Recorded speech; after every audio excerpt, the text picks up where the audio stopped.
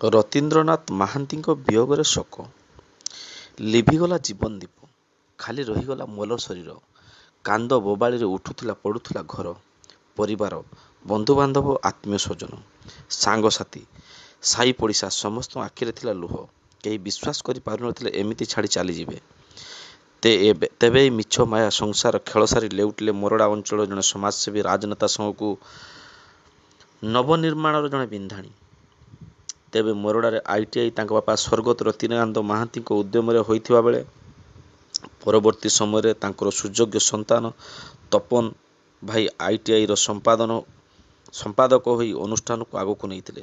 ସେହିପରି ମାଳିହତାଠାରେ ତାଙ୍କର ସାନ ଭାଇ ଅଜୟ କୁମାର ମହାନ୍ତିଙ୍କ ନେତୃତ୍ୱ ଉଦ୍ୟମରେ ପ୍ରତିଷ୍ଠା ଶିବମୁନି ଶିକ୍ଷା ନିକେତନ ହାଇସ୍କୁଲ ପ୍ରତି ବେଶ ମହତ୍ତ୍ୱପୂର୍ଣ୍ଣ ଅନେକ ଅବଦାନ ରହିଥିବା ବେଳେ ଉକ୍ତ ବିଦ୍ୟାଳୟର ପୂର୍ବରୁ ସମ୍ପାଦକ ଦାୟିତ୍ୱ ତୁଲାଇ ଅନୁଷ୍ଠାନକୁ ଆଗକୁ ନେବାରେ ତାଙ୍କର ଅବଦାନ ରହିଥିଲା।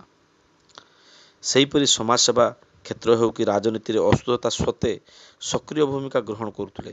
ତେବେ ବର୍ତ୍ତମାନ ସମୟରେ ବି ବିଜୁ ଜନତା ଦଳର ମୋରଡ଼ା ପଞ୍ଚାୟତ ସଭାପତି ଦାୟିତ୍ୱରେ ଥିଲେ।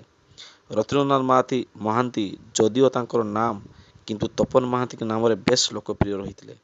ତେବେ ସେ 2 ବର୍ଷ ଧରି କିଡନୀ ଜନିତ ରୋଗରେ ପୀଡ଼ିତ ଥିଲେ।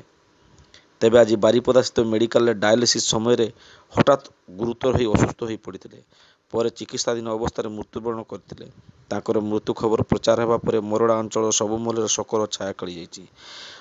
ପରେ ଶିବମୁନି ଶିକ୍ଷା ନିକେତନ ହାଇସ୍କୁଲର ପ୍ରଧାନ ଶିକ୍ଷକ ଦାୟିତ୍ୱରେ ଥିବା ନାରାୟଣ ଦେ, କମିଟି ସଦସ୍ୟ ଅଭିନାଥ ମହାନ୍ତିଙ୍କ ଉପସ୍ଥିତିରେ ଛାତ୍ରଛାତ୍ରୀଙ୍କୁ ନେଇ ଶ୍ରଦ୍ଧାଞ୍ଜଳି ଜ୍ଞାପନ କରି ଅମର ଆତ୍ମାର ସଦ୍ଗତି କାମନା କରି 1 ମିନିଟ୍ ନୀରବ ପ୍ରାର୍ଥନା କରିଥିଲେ। ସେହିପରି ମାଳହିତା UGMଇ ବିଦ୍ୟାଳୟର ପ୍ରଧାନ ଶିକ୍ଷୟିତ୍ରୀ ମୀନାକ୍ଷୀ ବେହେରାଙ୍କ ତତ୍ତ୍ୱାବଧାନରେ ମଧ୍ୟ ଶ୍ରଦ୍ଧାଞ୍ଜଳି ଜ୍ଞାପନ କରାଯାଇଥିଲା, ଯାହାକୁ ନେଇ 1 ମିନିଟ୍ ନୀରବ ପ୍ରାର୍ଥନା କରାଯାଇଛି। ପରେ ତପନ ମହାନ୍ତି ସମ୍ମାନାର୍ଥେ 2ଟି ସ୍କୁଲକୁ ଛୁଟି ଘୋଷଣା କରାଯାଇଥିଲା।